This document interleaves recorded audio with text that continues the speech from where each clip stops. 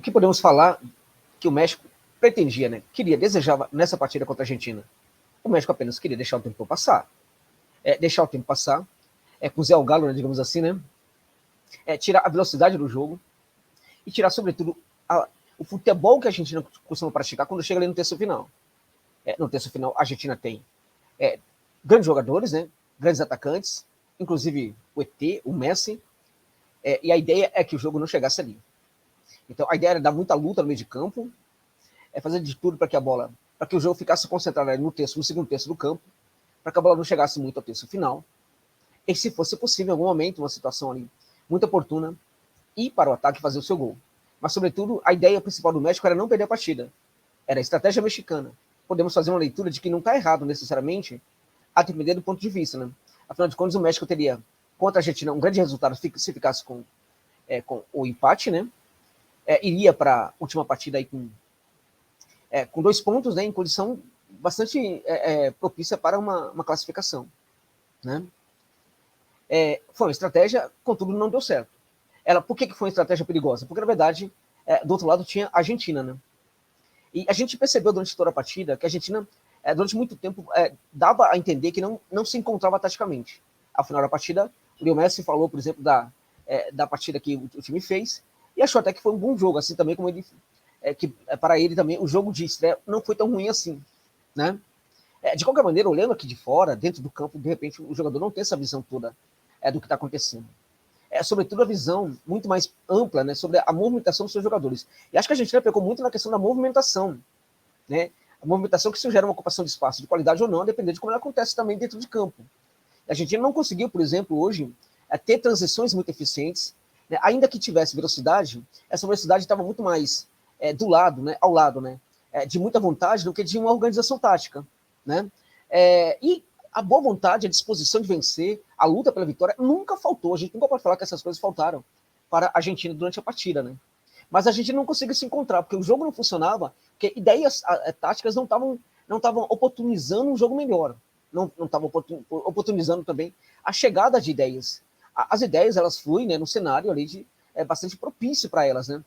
Este cenário não era propício. Por quê? Porque a Argentina não tinha jogadores para pensar a partida, para tirar ideias muito importantes ali, jogadores, né, tirar boas ideias da cabeça aí, e colocar em prática dentro de campo.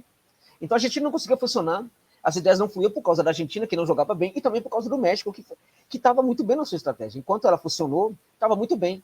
O problema da estratégia do México é que ela pode parar de funcionar num certo momento, gente. Quando parar de funcionar, já era.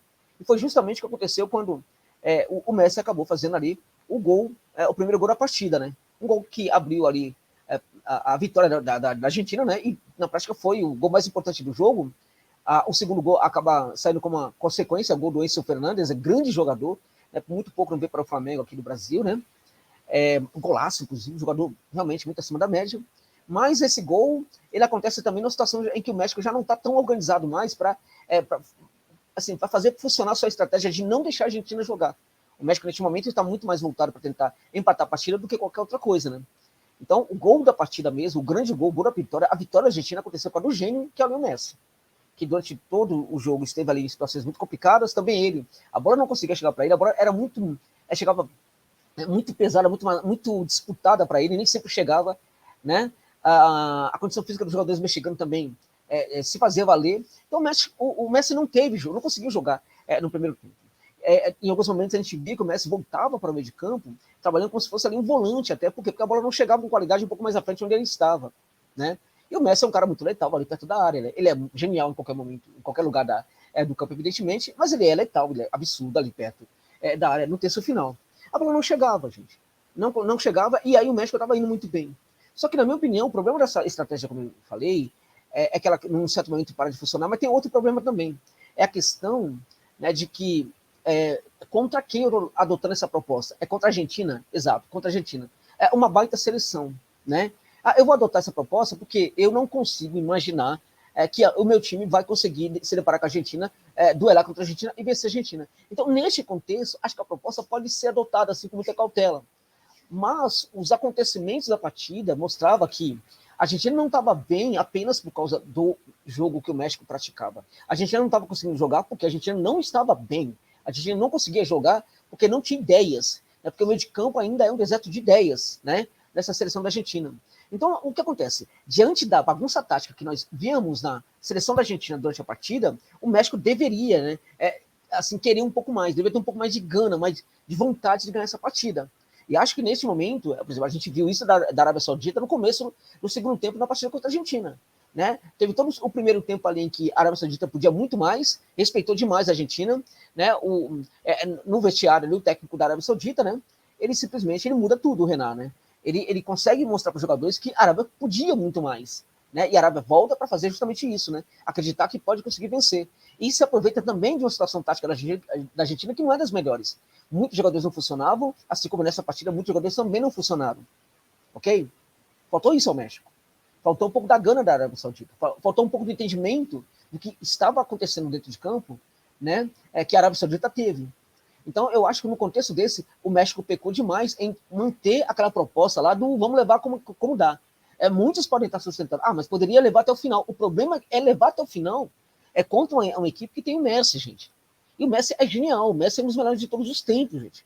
Né? Aquela bola dele, inclusive, que ele chutou ali no canto, é como se a bola tivesse que ir apenas naquele lugar. Né? Era um jogo tão complicado que se ele chutasse a bola, de repente, um pouco mais alta, a bola não entraria. Se ele chutasse a bola ali no meio da área, evidentemente a bola não entraria. Se tentasse tirar um pouco mais, a bola provavelmente bateria na trave ou sairia. A bola tinha que ir naquele lugar. Parece que o gênio entende tudo isso. Não é que ele para pensar tudo isso. Isso já está na cabeça do cara quando ele dá aquele chute, que não é um chute tão forte, porque se fosse um chute tão forte, de repente, ele não conseguia ter a colocação da bola, né?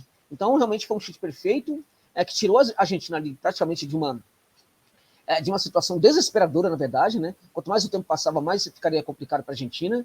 Então, a Argentina venceu por causa do gênio, por causa do ET, né? Venceu por causa desse jogador que realmente ele é diferente, gente. Ele é muito diferente de tudo, né? Hoje, na atualidade do futebol mundial, não tem ninguém perto dele. Nem o CR7, a gente pode falar que o CR7 é um jogador espetacular, não há dúvida disso, mas também não é o Messi está acima do CR7, né? Então a Argentina hoje ganhou por causa dele. E eu chamo a atenção para esse fato de novo. Quando as coisas não funcionam muito bem no grande time, né? Esse grande time ele pode sobreviver por causa dos seus grandes jogadores. Ok? A gente viu isso na Holanda contra o Senegal. A Holanda não estava bem, o De Jong praticamente salvou a Holanda com aquele lançamento ali pro gol do Gakpo. Nessa partida a gente vê também a Argentina com dificuldades para jogar. As coisas não funcionavam. Scaloni coloca jogador, tira jogador, não funciona. Parece que não muda muita coisa, né? Mas o Messi acabou decidindo. E vamos combinar que também o Di Maria fez um grande jogo. O Di Maria fez um grande jogo, o Acunha foi bem também na partida, na minha opinião. Né? Depois, deixou a desejar em alguns pontos, mas foi melhor do que na outra partida também. Né? Alessandro Martínez, acho que assim, o México não gerou tanta dificuldade para o sistema defensivo ali da Argentina, mas o Alessandro Martínez também sempre respondendo muito bem. Jogador de altíssimo nível, muito alto nível, e que também fez uma boa partida. Né? Um outro jogador também foi bem, mas o cara da partida foi o Messi. O Enzo, fantástico, entrou, fez aquele gol fenomenal. Acho que o Lautaro precisa sair um pouco antes, talvez nem entrar no próximo jogo. Acho que o Alves dá uma movimentação melhor ali para o ataque da Argentina. O Lautaro não está funcionando bem, não está jogando bem, né? Então não sei por que essa insistência com o Lautaro. Agora, a Argentina venceu por causa simplesmente do Lionel Messi, gente. Quando o time não vai, não funciona, o craque precisa levar nas costas. Essa Argentina mudou muito, porque ela conseguiu tirar do Messi o peso de levar essa seleção nas costas, gente. Só que nesta Copa até agora, o que a gente está vendo é que a Argentina não está conseguindo ser aquela seleção das eliminatórias. Né? Então, de novo, ela está precisando absurdamente do Messi. Só que até agora, enquanto precisou do craque, o craque foi lá e resolveu. Até agora ele conseguiu levar a Argentina nas costas e resolveu os jogos para a Argentina. Né? Resolveu, de certa maneira, resolveu hoje, né? Outro jogo não resolveu, mas foi também o dele, o gol da Arábia Saudita. Depois acaba perdendo por causa de vários erros ali da equipe e do próprio técnico Scaloni. Né? Então, a Argentina ganhou hoje por causa dele. E por causa dele, a Argentina continua sendo, na minha opinião, uma grande favorita para conquistar esta Copa do Mundo. A gente viu aí a França brilhando na data de hoje contra a Dinamarca. A gente viu o Brasil jogando muito bem, sobretudo no segundo tempo, na sua partida contra a Sérvia. A gente viu, por exemplo, a Espanha estreando de forma fantástica, né? Mas já vimos, por exemplo, a Inglaterra se dando mal contra a Gales. A gente vai ver a Alemanha, que também foi muito mal, o que vai acontecer com essa Alemanha amanhã. Né? Provavelmente, ou pode ficar pelo meio do caminho, ou pode mostrar que a Espanha é tudo isso não. Para mim, na verdade, é França, Brasil e Argentina e Holanda são os favoritos para conquistar essa Copa do Mundo. E na minha opinião, ainda, a respeito de tudo que a gente está vendo na Copa até agora, para mim, a França ainda é uma seleção que pode ficar no meio do caminho. Pode ser campeã, evidentemente, é uma das favoritas. Mas eu ainda coloco um time que não está jogando bem, a Holanda. e um time que não está jogando bem. A Argentina, juntamente com o Brasil, como talvez os 3 maiores favoritos dessa Copa do Mundo. E se a Argentina não está bem, a gente precisa falar uma coisa, a gente precisa sempre lembrar disso. A Argentina tem um dos maiores jogadores da história do futebol. Atualmente o melhor jogador do mundo. Lionel Messi. O ET. É isso.